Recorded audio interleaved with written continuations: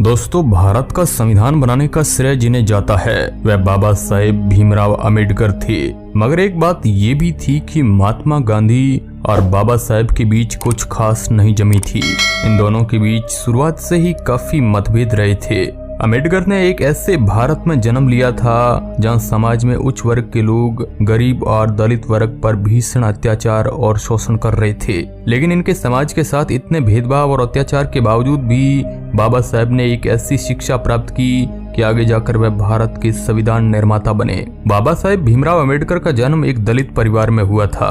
इनके पिता British Indian army में एक सूबेदार के पद पर तैनात थे। भीमराव अम्बेडकर ने ऐसे भी दिन देखे थे जब इन्हें किसी तरह स्कूल जाने का मौका मिल गया, लेकिन इनके साथ कई तरह के भेदभाव होते थे। जिस समय वह स्कूल में पढ़ रहे थे उस समय वह एकमात्र दलित लड़के थे, भीमराव अम्बेडकर। उन्होंने अपनी आत्मकथा में कई बार जिक्र किया था जब उन्हें स्कूल में तो किसी तरह एंट्री मिल गई, लेकिन स्कूल में इन्हें बाकी बच्चों की तरह अधिकार नहीं थे। जैसे बाकी बच्चों के साथ बैठने का अधिकार इन्हें नहीं था, उन बच्चों से इन्हें अलग बैठना पड़ता था। पूरे स्कूल के बच्चों के लिए पानी पीने की एक व्यवस्था थी, लेकिन इनके लिए नियम था कि ये अपने हाथों से पानी नहीं पी सकते। कोई स्कूल का एम्प्लॉय जो कि पवित्र है वह मटके से पानी लेकर दूर से इन्हें पिलाएगा ताकि बर्तन टच ना हो जाए। उन्होंने अपनी किताब में लिखा है कि कई दिन ऐसा भी होता था जब स्कूल में जो सहायक इन्हें पानी पिलाता था वह कभी छुट्टी पर होता था, इसलिए दिन भर कभी कभार बिना पानी के भी रहना पड़ता था। इतनी कठिनाइयों से गुजरने के बाद वे बड़ौदा राज्य से स्कॉलरशिप लेकर विदेश में पढ़ने चले जाते हैं। अम्बेडकर अपने जमाने में संभवतः सबसे पढ़े लिखे व्यक्ति थे। उन्होंने मुंबई के मशहूर एल्फिंस्टन कॉलेज से बीए की डिग्री ली थी। बाद में उन्होंने कोलंबिया विश्वविद्यालय और लंदन स्कूल ऑफ इकोनॉमिक्स से पीएचडी की डिग्री प्राप्त की। उस जमाने में उनके पास देश के किताबों का संभवतः सबसे बेहतरीन संग्रह था। उनके पास हजारों की संख्या में किताबें थी। वो अपनी किताबों को किसी को भी पढ़ने के लिए उधार नहीं देते थे। वो कहा करते थे कि अगर किसी को उनकी किताबें पढ़नी है तो उसको उनके पुस्तकालय में आकर उनको पढ़ना चाहिए। किताबों के प्रति उनकी भक्ति इस हद तक थी कि वह सुबह होने तक किताबों में ही लीन रहते थे। रात में अम्बेडकर अपनी पढ़ाई में इतने खो जाते थे कि उन्हें बाहरी दुनिया का कोई ध्यान ही नहीं रहता था। अम्बेडकर की जीवनी लिखने वाले धनंजय कीर लिखते हैं, अम्बेडकर पूरी रात पढ़ने के बाद भोर में सोने जाते थे। सिर्फ 2 घंटे सोने के बाद वो थोड़ी देर कसरत करते थे। उसके बाद वो नहाने के बाद नाश्ता किया करते थे। अखबार पढ़ने के बाद वो अपने कार से कूद जाते थे।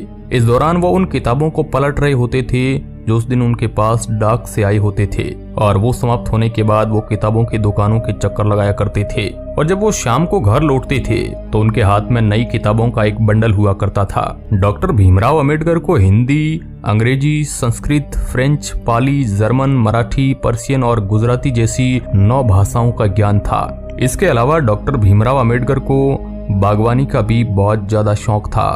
दिल्ली में उनसे अच्छा दर्शनीय बगीचा किसी के पास नहीं था। एक बार ब्रिटिश अखबार टेली मेल ने भी उनके गार्डन की तारीफ की थी। अम्बेडकर को न तो नशे की किसी चीज का शौक था और न ही वो धूम्रपान किया करते थे।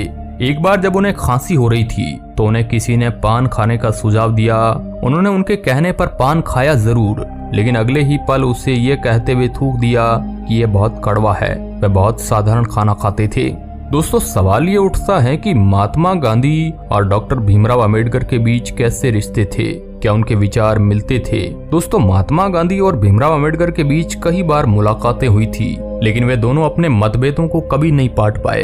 आजादी से 2 दशक पहले अम्बेडकर ने अपने आप को अपने अनुयायियों के साथ स्वतंत्रता आंदोलन से अलग थलग कर लिया था। महात्मा गांधी और भीमराव अम्बेडकर के बीच संबंध कैसे थे, ये सवाल कई सालों से बहसबाजी वाला रहा है। बाबा साहेब अम्बेडकर मानते थे कि गांधी जी भारत के इतिहास में एक प्रकरण थे। वह कभी एक युग निर्माता नहीं थे। गांधी पहले से ही इस देश के लोगों के जहन से गायब हो चुके हैं। उनकी याद इसी कारण आती है कि कांग्रेस पार्टी उनके जन्मदिन या उनके जीवन से जुड़े किसी अन्य दिन सालाना छुट्टी देती है, इसलिए ही लोग उन्हें याद रखते हैं। मगर मुझे लगता है कि अगर ये कृत्रिम सांस नहीं दी जाती तो गांधी जी को लोग काफी पहले ही भुला चुके होते। साल 1955 के एक बीबीसी के इंटरव्यू में अम्बेडकर ने महात्मा गांधी के व्यक्तित्व की आलोचना की थी। अछूतों के प्रति गांधी जी के अनुराग और उनके तरफ से बोलने के उनके दावे को अम्बेडकर एक जोड़ तोड़ की रणनीति मानते थे।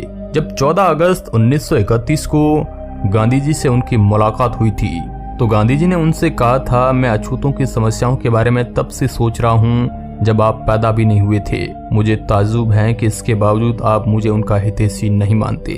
अम्बेडकर मानते थे कि भक्तों के रूप में उनके पास जाने पर उन्हें केवल जो उनकी बाहरी छवि बनी हुई है महात्मा की, वही नजर आती है, लेकिन मैंने उन्हें एक इंसान की हैसियत से देखा है। कहा जाता है कि खुद बाबा साहब अम्बेडकर ने गांधी जी को इसलिए कटघरे में खड़ा किया था कि जब आप हरिजन नहीं है तो हमारी बात कैसे कर सकते हैं। जवाब में गांधी जी ने इतना ही कहा कि इस पर तो मेरा कोई बस है नहीं, लेकिन अगर हरिजनों के लिए काम करने का एकमात्र आधार यही है कि कोई जन्म से हरिजन है या नहीं, तो मैं चाहूंगा कि मेरा अगला जन्म हरिजनों के घर में हो।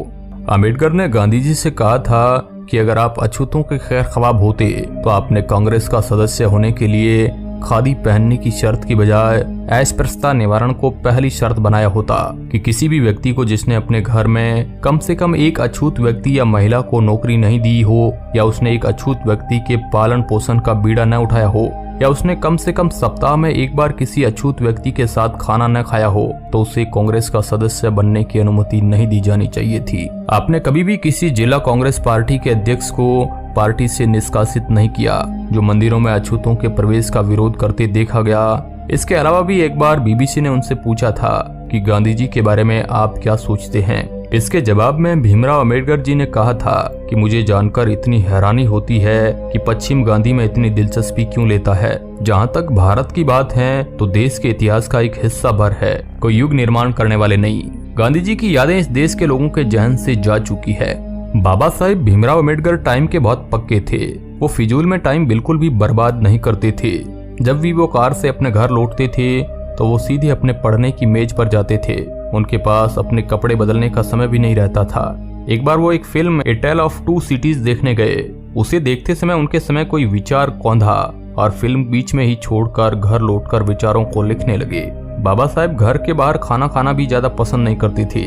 यदि कोई उन्हें बाहर खाने पर ले जाना होता था तो उनका जवाब होता था, अगर तुम्हें मुझे दावत ही देनी है तो मेरे लिए घर पर खाना ले आओ। मैं घर से बाहर जाने वाला नहीं। बाहर जाने और वापस आने और व्यर्थ की बातों में मेरा कम से कम 1 घंटा बर्बाद होगा। मैं इस समय का इस्तेमाल कुछ बेहतर काम करने के लिए करना चाहूंगा। बाबा साहेब अम्बेडकर मधुमेह से पीड़ित थे और 6 दिसंबर 1956 को उनकी मृत्यु दिल्ली में नींद के दौरान उनके घर पर हो गई।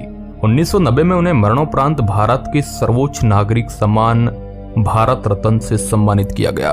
अब दोस्तों, आप क्या सोचते हैं बाबा साहेब भीमराव अम्बेडकर के व्यक्तित्व के बारे में? हमें कमेंट बॉक्स में जरूर बताएं।